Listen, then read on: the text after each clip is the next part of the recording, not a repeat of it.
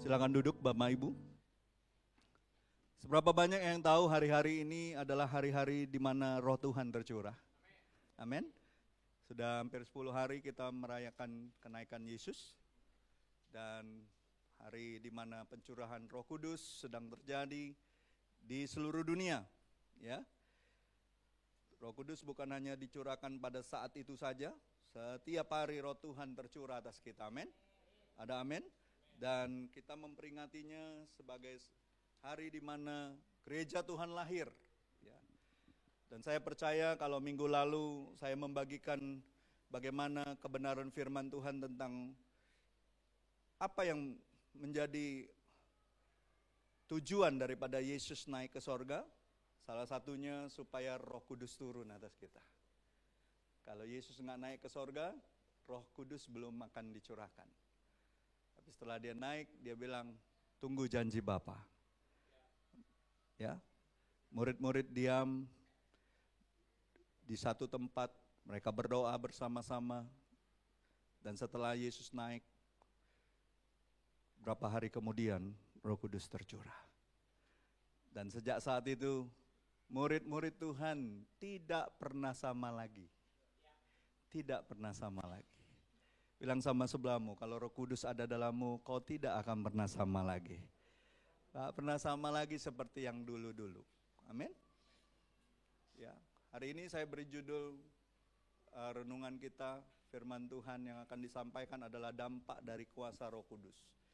Mari kita lihat dari Kisah Para Rasul. Pasal yang pertama ayat yang ke-8. Kita baca sama-sama 2-3. Tetapi kamu akan menerima kuasa bila mana Roh Kudus turun ke atas kamu, dan kamu akan menjadi saksi-saksiku di Yerusalem dan di seluruh Yudea dan Samaria dan sampai ke ujung bumi. Kita baca Kisah Rasul 2 ayat 4. Dikatakan demikian, lalu mereka semua dipenuhi dengan Roh Kudus dan mulai berbicara dalam bahasa-bahasa lain seperti yang diberikan oleh Roh itu kepada mereka untuk dikatakan. Ayat 11-nya, baik orang Yahudi maupun penganut agama Yahudi, orang Kreta dan orang Arab, kita mendengar mereka berbicara dalam bahasa kita sendiri tentang perbuatan-perbuatan besar yang dilakukan Allah. Jadi Bapak Ibu, penting sekali kita mengerti ini. Roh Kudus tercurah itu dengan tujuan yang sangat besar daripada Bapa kita di sorga. Tujuannya supaya kita semua punya kuasa untuk bersaksi. Dari segala macam suku, bangsa, dan bahasa, murid-murid Tuhan mendengar waktu orang-orang percaya kumpul di satu tempat dan Roh Kudus tercurah, baik orang-orang Kreta dibilang orang Arab, orang Yahudi, kumpul semua. Mereka ketika dipenuhi Roh Kudus, mereka berbicara dalam bahasa-bahasa mereka sendiri dan menceritakan tentang kebesaran Tuhan. Jadi seharusnya ketika kita dipenuhi oleh Roh Tuhan, kita memiliki kuasa untuk menceritakan tentang kebesaran Tuhan.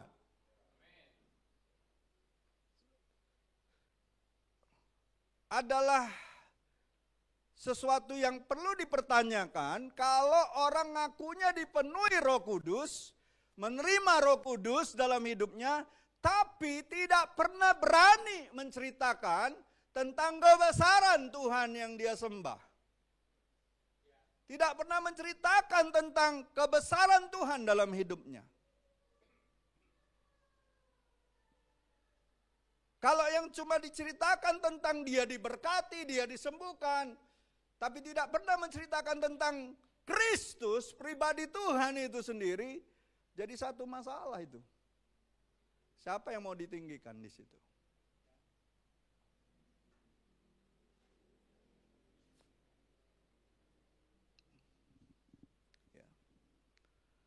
Jadi Kisah Para Rasul menyatakan sehubungan janji Bapa yaitu Roh Kudus Pernyataan tagline-nya adalah kamu akan menjadi saksiku. Dan sebelum kita jadi saksi, murid-murid sebelum jadi saksi, mereka penuhlah dengan Roh Kudus, betul nggak? Betul? Ya kan? Kisah 2 ayat 4, mereka dipenuhi Roh Kudus dulu, lalu mereka mulai berkata-kata dalam bahasa-bahasa lain. Seturut dengan apa yang dinyatakan oleh Roh Kudus itu. Ya. Jadi melalui ayat-ayat ini dinyatakan bahwa mereka penuh dengan Roh Kudus dan dipakai oleh Tuhan untuk menyaksikan kebesaran Tuhan. Makanya kata-katanya apa? Kita mendengar. Halo? Mereka berkata-kata dalam bahasa kita sendiri tentang perbuatan-perbuatan besar yang dilakukan Allah.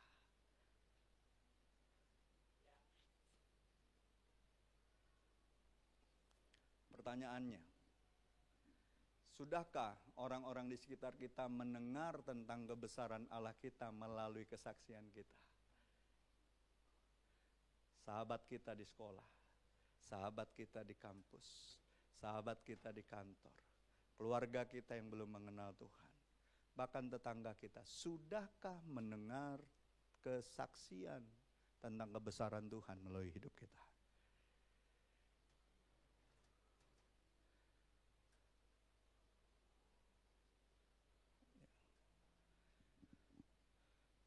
Saudara harus tahu, Roh Kudus dicurahkan atas orang-orang percaya, murid Tuhan.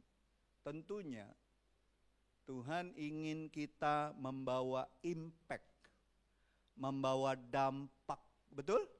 Bukan hanya bagi mereka pribadi, tapi bagi dunia.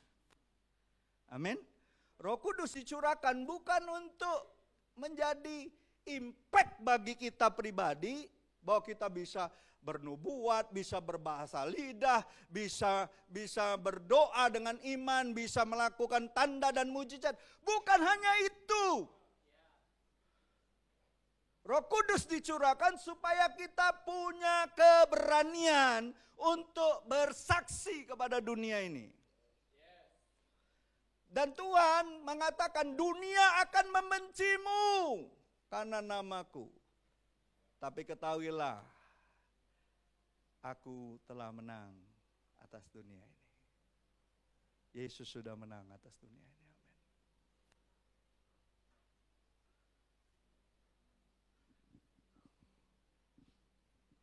Jadi apa yang menjadi dampak bagi mereka dan dunia?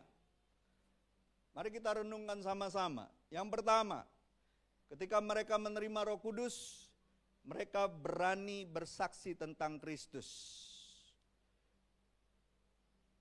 Petrus sebelumnya takut enggak? Petrus sebelumnya larikan diri enggak? Petrus sebelumnya pengecut enggak? Petrus besar mulut enggak? Petrus besak takok enggak?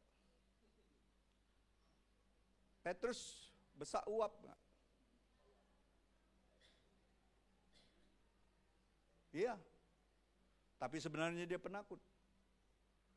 Ya. Tapi lihat, apa yang terjadi di Kisah Rasul 2 ayat 14. Setelah dia menerima Roh Kudus, apa yang terjadi sama Petrus? Kita baca sama-sama, 2, 3.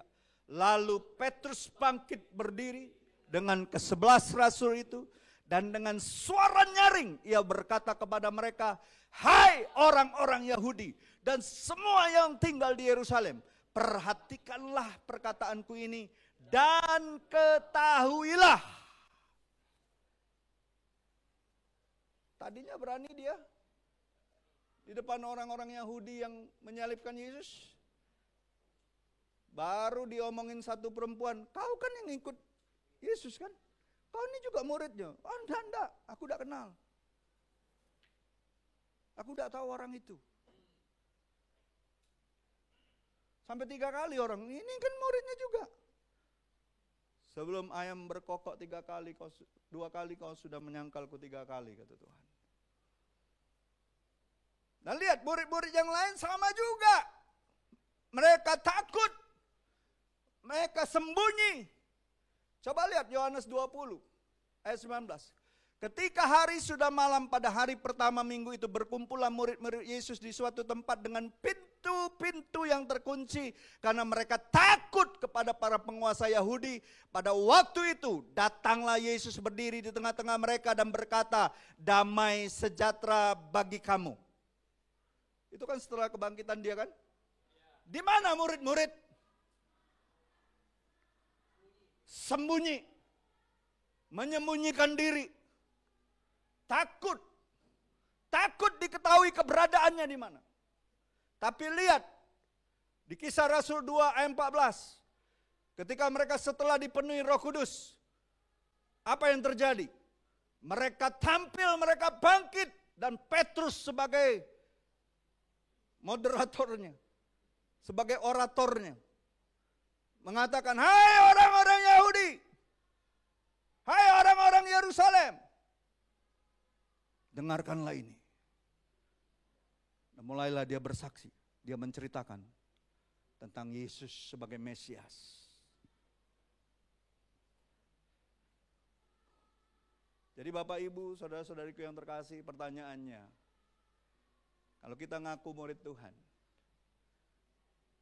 di manakah keberadaan dirimu saat ini? Sembunyi supaya orang tidak tahu identitasmu sebagai orang Kristen?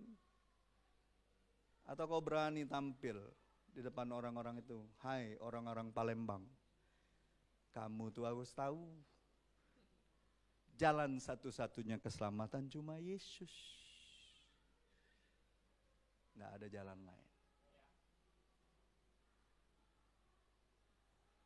Hari-hari ini banyak pengajaran-pengajaran yang sudah mulai mencoba untuk menyimpangkan Injil. Bahwa ada keselamatan dengan jalan lain. Hati-hati Bapak Ibu. Kita harus straight dengan jalan yang lurus itu.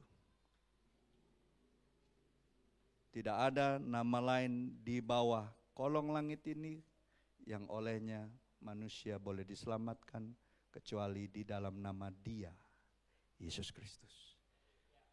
Kita harus berpegang teguh, kalaupun kita dibenci, bahkan kita mau dibunuh orang, percayalah, Tuhan sudah mengatakannya. Pada hari-hari terakhir, orang-orang akan memakai nama Tuhan untuk membunuh engkau dan mereka mengira berbakti kepada Allahnya. Siap-siap saudaraku. Ini masanya. Sebentar lagi masanya penganiayaan itu. Lihat, anak-anak berdoa, di-snap orang, ditusuk orang, dihajar orang.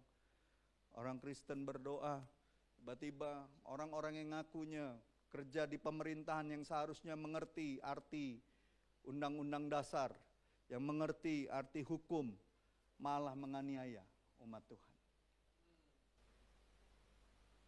Ibadah bukan masalah tempat. Umat Tuhanlah gerejanya.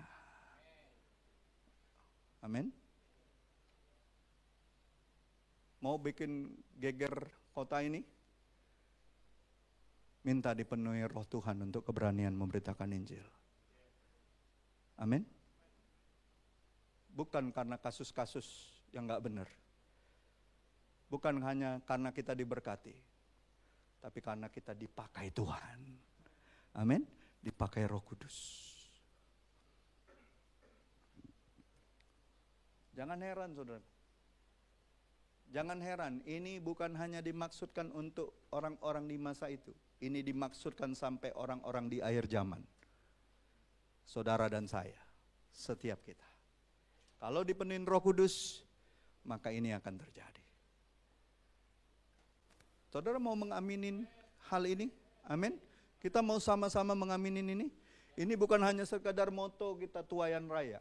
Ini waktunya ketika Roh Kudus pakai kita, setiap kita pribadi lepas pribadi, maka akan ada jiwa-jiwa yang akan bertobat percaya kepada Yesus.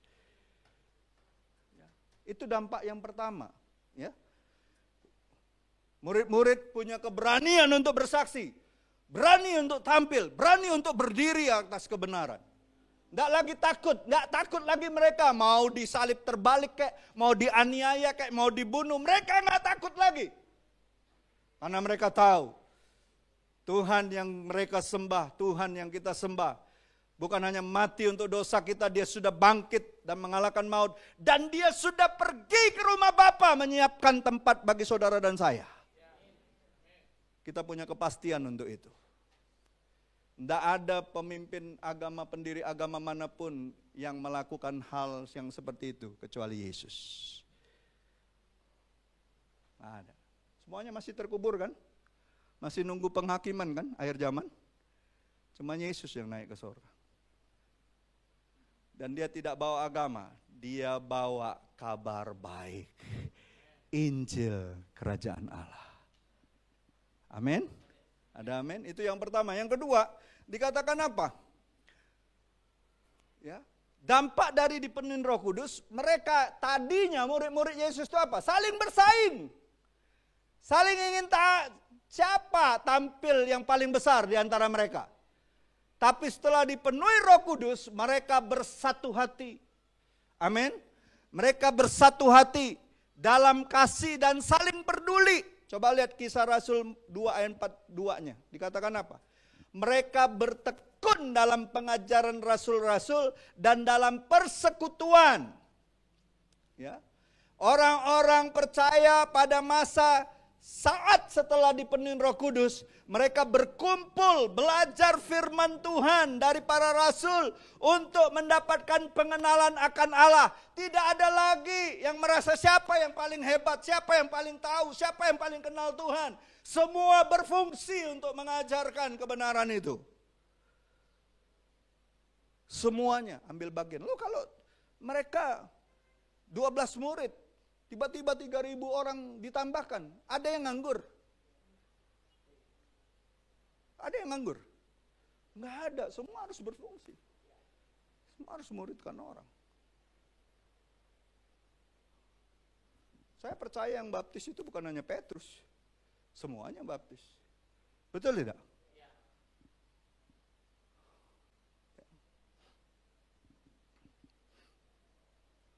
Dan saya percaya orang-orang yang berkumpul bersama di dalam pengajaran Tuhan, mereka semua akan mendapatkan pengenalan akan Tuhan. Amin. Di dalam kesatuan hati, ya, terikat di dalam kasih, karena Roh Kristus ada dalam kita. Benar kan? Buah roh salah satunya pertamanya apa? Kasih. Kasih itu kalau saya katakan apa? Mengikat, mempersatukan, dan menyempurnakan setiap pekerjaan yang baik. Percuma kita melakukan banyak hal dalam pelayanan kalau nggak ada kasih dalam hati kita. Itu bukan mempersatukan, itu bukan menyempurnakan, malah memecah belah. Tanpa kasih, kepandaian, pengetahuan selalu saja menjadi babak belur, menjadi hancur. Babel itu dibangun setinggi apa dengan pengetahuan, hancur lebur dibuat. Makanya 1 Korintus 13 katakan apa? Tanpa kasih, semua itu seperti tong gemerincing, sia-sia. Amin. Makanya waktu Roh Kudus turun, saya percaya kasih Bapa itu semakin besar dalam hati murid-murid Tuhan. Tidak ada, di dalam kasih tidak ada ketakutan. Kenapa mereka nggak takut? Kasih Tuhan makin besar atas mereka. Di dalam kasih, mereka saling apa? Menutupi kesalahan. Mudah untuk mengampuni. Kalaupun ada perbedaan, mereka tahu keberbedaan itu justru untuk saling melengkapi. Bukan untuk saling bersaing, bukan untuk saling menganggap diri lebih baik ataupun lebih benar. Tapi untuk saling melengkapi. Amin. Semua kita bisa belajar satu dengan yang lain. Ya. Coba perhatikan. Ya. Amsal 2 ayat 5 katakan apa? Maka engkau, kalau kita bersatu, Roh Tuhan pimpin kita, dikatakan apa? Maka engkau akan memperoleh pengertian dengan tentang takut akan Tuhan dan mendapat pengenalan akan Allah. Di mana ada roh Allah, di situ ada damai sejahtera. Di mana ada roh Allah, di situ ada kemerdekaan. Di mana ada roh Allah, di situ kita bisa melihat dengan jelas maksud Tuhan atas kita. Karena cuma roh Allah yang bisa bawa kita kepada keseluruhan kebenaran. Pengetahuan kita nggak mampu sanggup. Sebesar apa sih kapasitas otak kita untuk mampu mengenal Allah? Ingat, murid-murid Yesus, kalau nggak dikasih karunia oleh Yesus, nggak ada yang ngerti tentang perumpamaan dia. Betul nggak? Betul nggak? Orang yang nggak kenal Tuhan di luar sana, sepintar apapun dia mau kaji firman Tuhan, dia mau kaji, dia nggak akan ngerti sampai kapanpun, nggak akan ngerti. Karena apa? Belum dikaruniakan oleh Tuhan. Jadi kalau yang sekarang ngomong di YouTube, ngomong bahas-bahas Alkitab, itu omong kosong semua. Karena apa? Pakai ini, nggak akan mampu. Manusia kalau pakai pengetahuannya untuk menjabarkan firman Tuhan, ujungnya kesesatan, ujungnya iblis akan berbicara. Buah pohon pengetahuan, ingat pertama kali manusia jatuh dalam dosa? Karena makan buah pohon pengetahuan. Ketika firman itu jadi pengetahuan, iblis akan bermain di situ.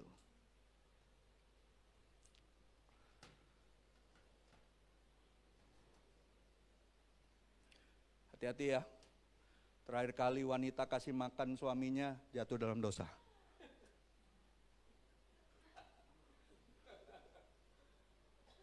Laki-laki, pria yang harus kasih makan wanita dan anak-anak. Amin? Setuju Pak Gerina?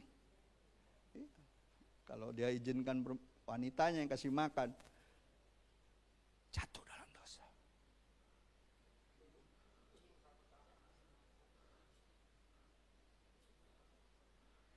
Kalau wanita lebih dominan untuk ngajarkan suaminya apa-apa, hati-hati. Jatuh dalam dosa ujungnya. Seorang laki-laki yang dalam Tuhan, dia harus jadi imam, jadi kepala rumah tangga, jadi suami yang melindungi, memberi dia makan, nafkah. Nafkah jasmani dan rohani. Nafkah batin juga. Dia yang harus penuhi. Nggak main-main. Ingatlah, terakhir perempuan kasih makan laki-laki. Jatuh dalam dosa. Ya, jadi yang belum nikah, jangan coba-coba nak cari pasangan hidup yang nak kayo baik. Kau tetap harus bertanggung jawab untuk kasih makan. Ya, dan itu dimulai dari pengertian oleh karena roh Tuhan. Firman itu nggak main-main. Amin? Amin? Ya. Selama kita masih sehat, masih kuat, masih punya hikmat Tuhan, percayalah, kita adalah pria-pria yang bertanggung jawab. Amin? Iya. Iya, jangan izinkan. Ya. Hati-hati, hati-hati. Baca baik-baik Alkitabmu itu. Ya. Jadi Bapak Ibu, saudara-saudariku yang terkasih, lihat apa yang terjadi sama mereka. Ya. Ketika mereka kumpul sama-sama mendengar pengajaran yang sehat dari para rasul, mereka mendapatkan pengenalan akan Allah. Lalu apa yang terjadi? 2 Timotius 3 ayat 17 katakan apa? Ketika firman Tuhan yang disampaikan, pengajaran yang sehat, mereka jemaat itu diperlengkapi untuk dapat berbuat baik bagi kemuliaan Tuhan. Kita berbuat baik bukan untuk dapat amal ibadah supaya diselamatkan. Kita sudah diselamatkan. Dan bentuk rasa syukur kita karena kita sudah diselamatkan, kita sudah memperoleh keselamatan yang kekal. Perbuatan baik kita tujuannya untuk memuliakan Tuhan, bukan lagi untuk diselamatkan. Kalau orang yang belum ada kepastian keselamatan, ya dia berbuat baik supaya kaget ditimbang katanya. Mana nimbangnya? Bingung saya menimbangnya cak mana ya. Sehari baik pikiran kita sudah lebih banyak yang jahat daripada yang baik.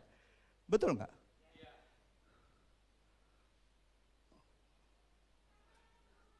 Bingung saya, alat timbang yang seperti apa ya? Apalagi alat timbang di Cinde, wah nyasar galau itu. Timbang balik di rumah, nah kurang, apalagi pasar 16 tambah jauh. Ada yang ketawa. Cobalah belanja pasar 16. Kalau di rumah ada timbangan digital, timbang lagi jauh. Di pasar Cinde lumayan lah, kadang-kadang bedanya tipis, tidak terlalu jauh lah, puji Tuhan lah. Ada Pak Aming masalahnya di situ. Pak Aming terus doain Cinde, Tuhan jangan ada kecurangan, jangan ada. Saya perhatiin Pak Aming kalau keliling itu dia bukan hanya keliling, jalan-jalan. Saya pasti doa keliling. Iya. Ya kita bersyukur ada anak-anak Tuhan, jadi kubunya Tuhan di situ, betul nggak? Saudara tinggal dimanapun, saudara harus percaya bahwa saudara adalah kubunya Tuhan. Ya, mendoakan wilayah saudara, mendoakan tetangga saudara, meminta Tuhan berbelas kasihan atas wilayah saudara. Amin. Ya. Lihat, mereka diperlengkapi. Lalu apa? Lalu apa yang terjadi ketika Roh Kudus turun atas jemaat mula-mula itu? Atas rasul-rasul, mereka bukan hanya berani memberitakan Injil, bukan hanya kuat di dalam pengajaran yang benar akan rasul-rasul, mereka juga menjadi pribadi-pribadi yang penuh kasih dan peduli.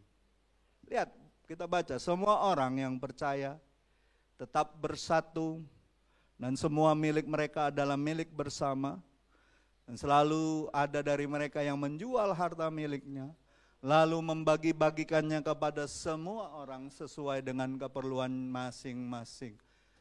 Ya, dan apa yang dikatakan, ada yang berkekurangan pada saat itu jemaat mula-mula? Enggak ada, saudaraku.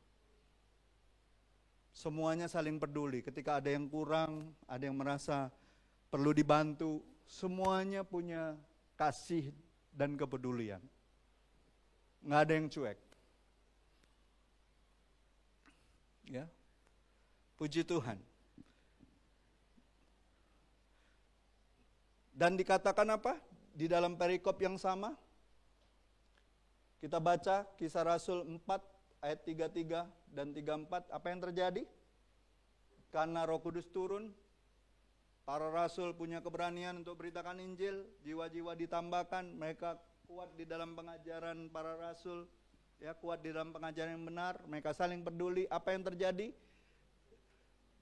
Mari kita baca.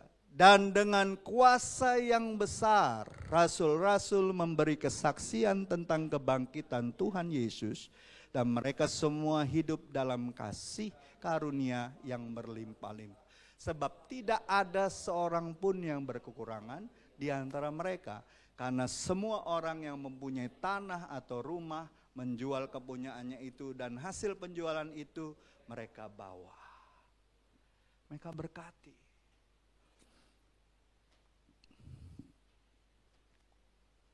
Siapa yang percaya suatu saat kita akan menyaksikan bahwa gereja Tuhan, setiap orang di dalam gereja Tuhan adalah orang-orang yang dilimpahi dengan kasih karunia Tuhan. Tidak ada yang kekurangan. Tidak ada yang kekurangan hikmat. Tidak ada yang kekurangan kasih. Tidak ada yang kekurangan kepedulian. Semuanya saling peduli. Ya.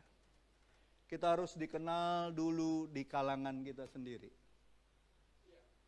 Ya kan? Janganlah jemu-jemu berbuat baik. Bila waktunya sudah tiba, kalau kita tidak menjadi lemah, kita akan menuai. Tapi yang terutama kepada saudaramu seiman. Amin. Ya. Ya, kita berbuat baik sama semua orang. Tapi bisa enggak kebaikan kita dirasakan terlebih dahulu oleh orang-orang di dalam jemaat Tuhan? Terasa dulu dah. Coba. Siapa yang pernah bersaksi tentang saudara seiman yang di sini? Sama saudara yang lain. Wih, kalau aku deket eta itu teraso nian kau. Aku teraso iwaknya, bukan.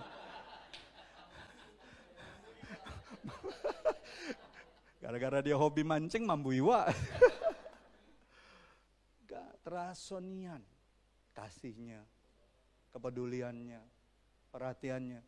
Seneng gak kita dengar? Seneng gak? Itu bukan dia yang ngomong, orang yang ngomong yang dekat sama dia. Cerita sama kita. Atau orang cerita nih, orang dari jemaat lain atau gereja lain, cerita tentang jemaat kita, ataupun orang yang kita kenal di jemaat ini, ataupun saudara kita di jemaat ini. Terus mereka cerita, Pak Aming itu luar biasa, itu jemaat pastor ya? Iya, kalau kita jawab, iya, ngapo? Kalau nggak cemas juga kan, ngapo kan? Kalau dia cerita, Pak Aming itu baik pastor, peduli sama kita sesama pedagang ini. Kalau ngomongnya hal yang membangun, seneng nggak kita dengarnya? Terasonian kalau dekat Pak Aming. Dikit-dikit diajaknya makan pempek. Kalau banyak, ngajak makan kue tiaw ya. Maksudnya, lihat nih, orang semua bisa merasakan keberadaan mereka. Betul nggak? Betul tidak? Nah nanti kita lihat di poin berikutnya, apa yang terjadi karena hal ini terjadi sama mereka. Ya, poin berikutnya, mereka karena Roh Kudus tercurah, mereka ngalamin karakter seperti Kristus. Orang gak akan pernah menjadi seperti Kristus kalau tidak ada Roh Kristus dalam hidupnya. Gak mungkin.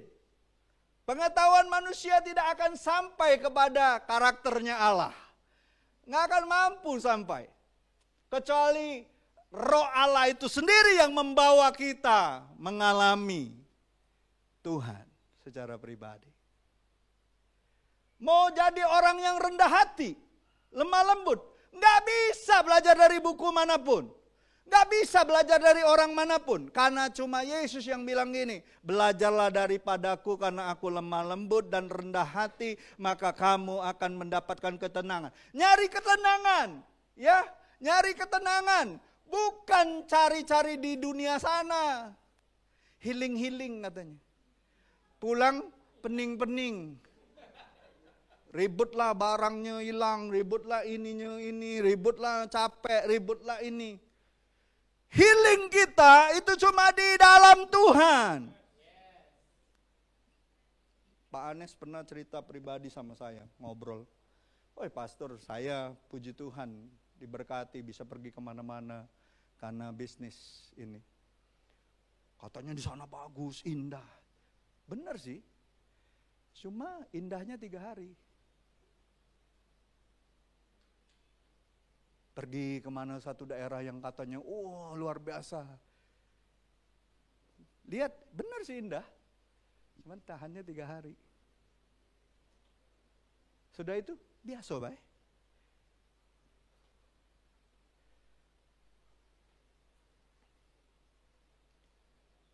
Tapi waktu kita di dalam Tuhan, hadirat Tuhan, keindahannya itu kekal.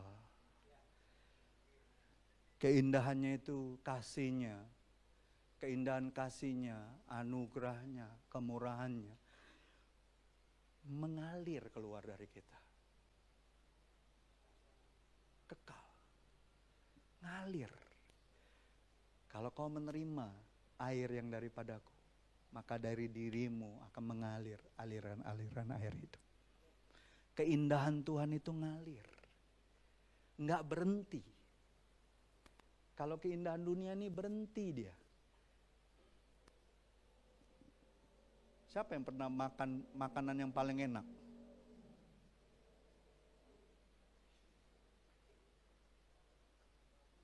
Banyak kan makanan enak? Betul nggak?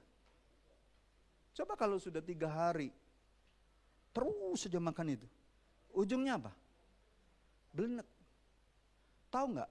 Makanan yang paling membuat orang naik darah tinggi, itu katanya tempe. Benar ya? Tiap hari dikasih tempe, ngamuk lah lakinya.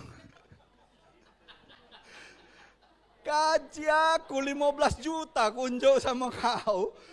Tiap hari tempe metunya. Darah tinggi kan?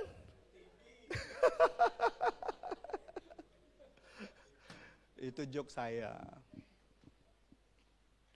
Karena ada orang yang bilang, orang luar negeri ketemu sama saya bilang, tempe itu makanan paling sehat dan paling enak.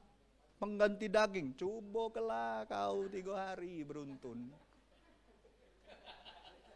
Aku nih bertahun-tahun.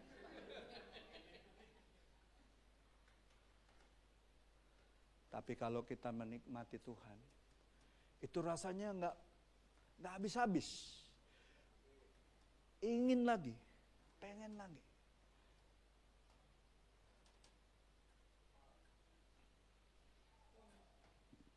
Lihat, mereka ngalami karakter Kristus. Apa yang terjadi sama mereka? Ayat 47 itu, Kisah Rasul 2 ayat 47. Mereka makan bersama, gembira bersama, tulus hati. Mereka disukai semua orang.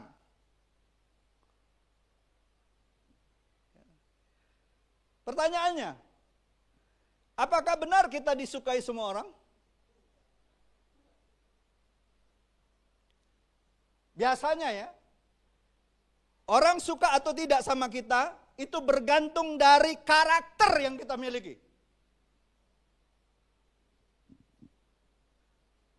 Mungkinkah karakter seseorang diubah? Mungkin nggak? Siapa yang bilang mungkin? Siapa yang bilang nggak mungkin? Oh, ada yang ngangkat. Jangan takut-takut, nggak apa-apa. Ini bukan masalah salah dan benar. Siapa yang bilang nggak mungkin? Angkat tangan aja, nggak apa-apa. Ini bukan masalah salah dan benar. Siapa yang bilang mungkin? Nah, kan belum semua kan? Siapa yang bilang nggak mungkin? 1, 2, 3, 4. Yang lainnya ngapa itu? Antara tiada dan ada, pastor. Ada dan tiada. Jawabannya mungkin. Karena tidak ada yang mustahil bagi Tuhan. Zakeus itu kurang apa karakternya jahatnya? Saulus itu kurang apa kejamnya?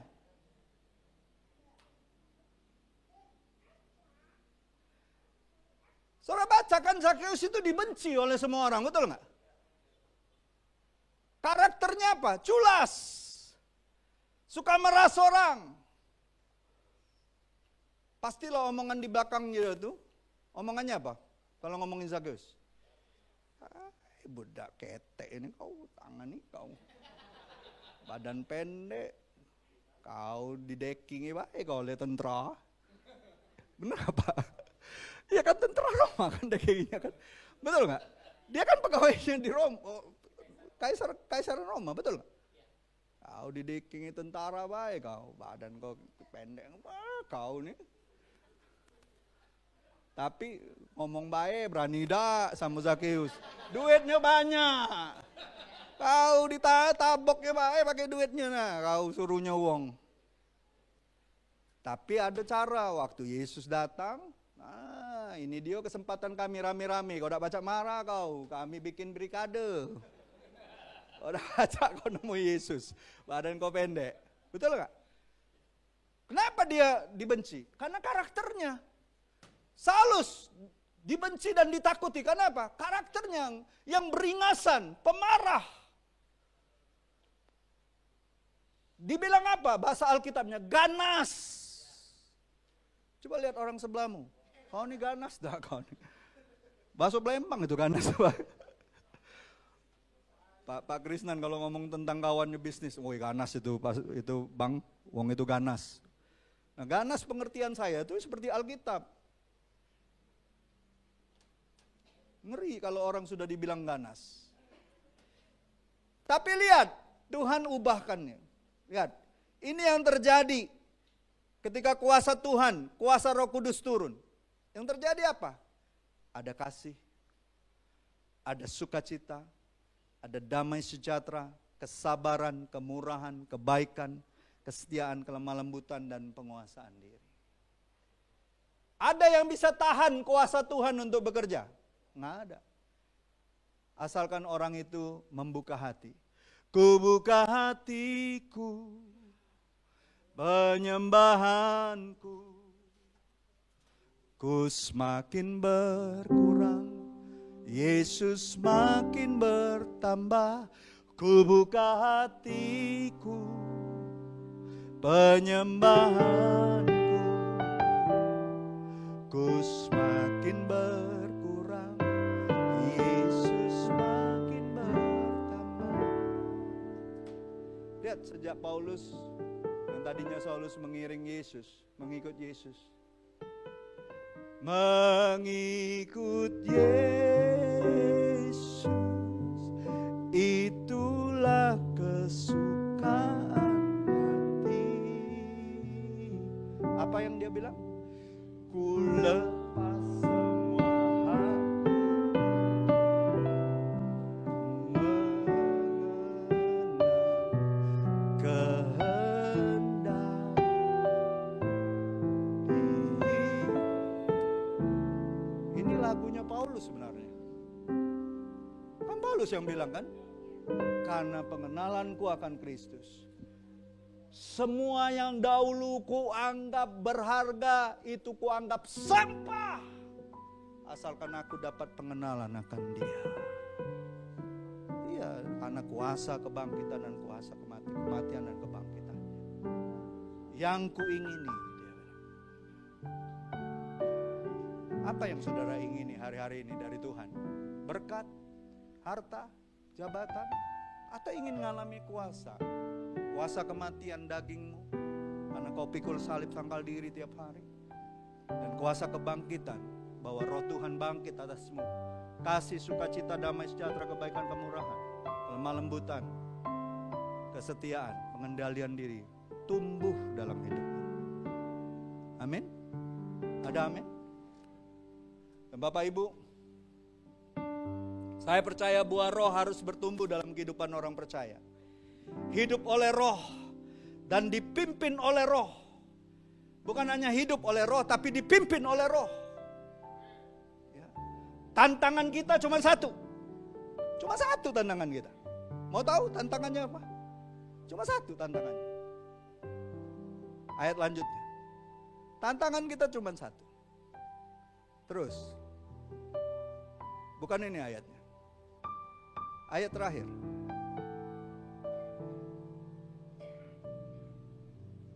Kita baca sama-sama. Kalau saudara mau dipenuhi Roh Kudus, tantangan kita bukan setan. Tantangan kita bukan pencobaan. Tantangan kita bukan hal-hal yang dari dunia ini. Tantangan kita cuma satu. Mari kita baca sama-sama. Siapa yang mengatakan bahwa ia ada di dalam Dia, ia wajib hidup sama seperti Kristus telah hidup.